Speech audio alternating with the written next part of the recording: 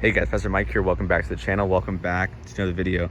So in today's video, we have a quick topic on does my F150 rub with these 35-inch tires and 20x10 -24 offset wheels. Those of you who are new, this is my lifted truck. Just got it lifted a couple months ago and wanted to do an update for you all on fitment on these wheels and tires. So just to recap real quick, 6-inch rough country lift, standard. No upgraded shocks and struts. Crash bars are still intact, front and rear. And then in the back here, same thing. Nothing was done to the back. So right off the bat, you may think, well, I mean, if he has his crash bars on, it probably doesn't rub. False. There's some things I want to talk about in this video. But before we do that, if you have any questions on what I've done to the truck, I have a link in the description, all the mods done to the truck so far.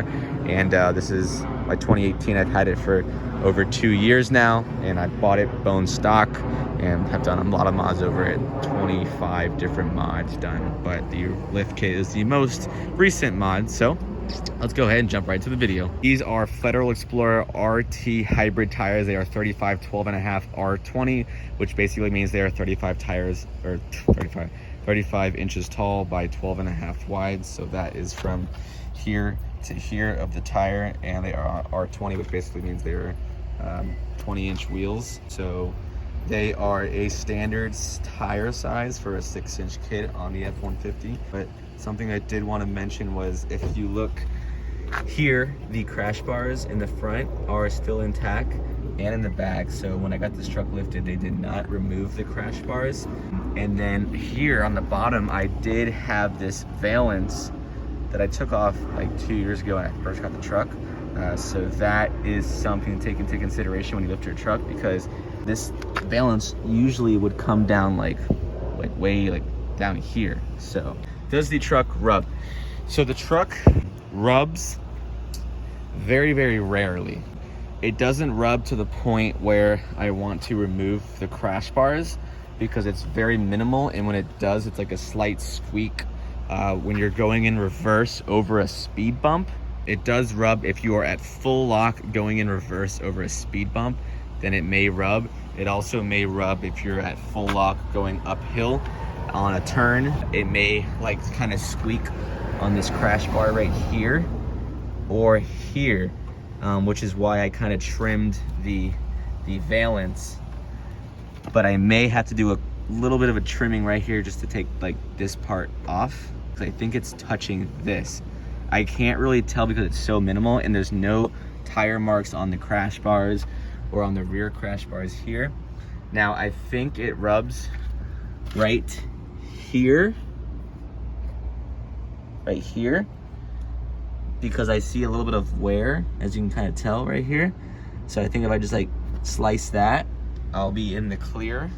But if you look at the control arms, a lot of room in the control arms.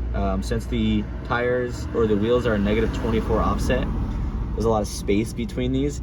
And my biggest complaint or my concern was when I was going to get the truck lifted, I was looking at doing a leveling kit, but I had +44 offset wheels. So if I were to went with 35 by 12.5, it would squeak on the upper control arms. So I was thinking about going 11.5, but I went from +44 to -24, which is a 68 millimeter offset swing, that it gave me a lot more clearance in the control arms. So you don't have to worry about the control arms rubbing. However, you are gonna have to worry about it. Like for example, if I would've got the Vertex coilover kit, which is raised at about 7 inches max total height, then I think I would be in the clear. But it's just like the most that you can go on the F150 without rubbing. If I were to went with 20x12 -44 offset, or 20x22s, or I'm sorry, 22x12 -44 offset, the offset would have really had some rubbing. But since it's like just -22 or -24, it's one of those, it's the same thing. I think that this is the max that you can go without rubbing. I think I'd be in the clear at -18, but just -22 is just right on the money, where it can rub and it can't rub. So there's no point for me to take out these crash bars, because I don't really rub that much, and when I do, it's very, very minimal. But I can't really tell where I'm rubbing. I just hear like a little, and I think it's hitting this, like it does like a little, And I think that's pretty much all that rubs. So it's a really good fitment, and it's not worth my time or the safety to remove the front and rear crash bars. So most of the time people will remove their front crash bars, which is okay, because if you got into a car accident, it would hit the tire. But highly recommend do not remove the rear crash bar ever, because that is very dangerous, because that's literally where you sit, you know what I'm saying, like you're right here. If you remove this one, like, it wouldn't be a big deal, because the tires could also like block you, and the suspension could lessen the impact. But I wish I could have it, so I'm gonna turn it on and turn it so you can see what it looks like at full term. It doesn't rub because I'm not up a hill and I'm not moving anywhere. So I'm gonna go ahead and just turn this all the way over so you can see the room it has. So that's full lock right there. And there's the room you have right there. So that's it. So there is room, it doesn't rub at full lock. Let's go ahead and turn it the other way. I'm just gonna show you real quick. Just real quick right here. So I don't think it's hitting this, so I'm not really sure. It may be rubbing underneath this or maybe here, but it's kind of hard to tell. Let's go ahead and run it the other way to see if it rubs on the other side. Oops. Okay, so that's full lock right there. And so I think it's rubbing right here. That is probably where it is now that I see the tire. I'm just gonna move it out a little bit just to see how close we are, because it's pretty freaking close.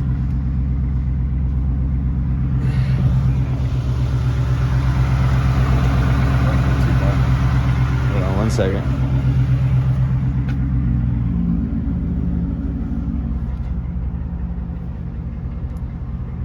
Let's go right there and see how that's looking. Yeah, so it may be rubbing right here when I go up a speed bump, and it's probably right on this piece right there like I talked about. But I think if I just cut that off, we'll be in the clear. Let me check the other side, because I'm not sure it's... Okay, so you can kind of tell right here that it does have a little bit of rubbing, because it gets a little bit of wear on this plastic piece right here, right there. So that is where it is rubbing. So, no, it's actually kind of cool that I just found that. So this is where it's rubbing. Easy fix. You can just get a Dremel and just kind of just trim that plastic piece off, and you're in the clear. So not a big deal at all. Go ahead and just turn this truck off. And on this side, it may be rubbing a little bit. But I have noticed that, this is kind of weird to say, but when somebody sits in my passenger seat, it tends to rub. But when there's nobody in my passenger seat, it doesn't rub. And I'm thinking that the weight of somebody in the passenger seat is pushing down on this and causing a slight rub here on the plastic, because if somebody's sitting here, it's going to press down on the springs, and it's going to cause a little bit of rub. Yeah, I can definitely tell it's kind of rub, you know, rigid right here from the rubbing of the tires. But that's it. That's pretty much it. And obviously the back, there is no rubbing because the tires do not turn. So perfect fitment in the back. So yeah, that is it. Let me show you the offset. For those of you wondering, -22, that's how it looks on -22 offset. So it sticks out a good amount, and it kicks up a pretty good amount of dirt. If it was -44, it'd be a nightmare. So it's not that bad, but it does definitely kick up dirt if you're going on the highway or on some dirt roads. And these are the tires. Doing pretty well. They're a little noisy. I made a review on that, but that's pretty much everything, guys. If you have any questions, go ahead and leave a like, comment, subscribe. I post new videos every Wednesday and Sunday at 8 p.m. And I made this in the last video, but I think I'm gonna go ahead and change out these emblems, because, well, this one's okay, but it's been 2 years and they're kind of, you know, it's time to change them out because they're getting kind of old and starting to fall apart a little bit. The plasti dip, as you can see, there's a little blue coming through here, and then some right here, and maybe there's some blue right there. Just bugs and things hitting it over time for 2 years straight of me driving on the highway, and that's what happens. So probably gonna go ahead and go on Etsy and find one of those pre-made overlays, and then thinking about changing out this emblem right here. It's a stock one, but I think I want to go with the illuminated one, like the one from Go Recon. They don't make them for the 2015, so actually the guy on Etsy that makes them himself.